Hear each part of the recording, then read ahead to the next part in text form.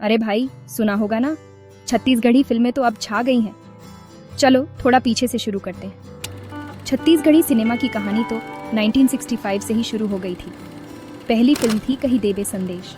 लोगों के दिलों में इसकी अलग ही जगह बन गई, लेकिन असली धमाल तो 2000 के बाद मचा।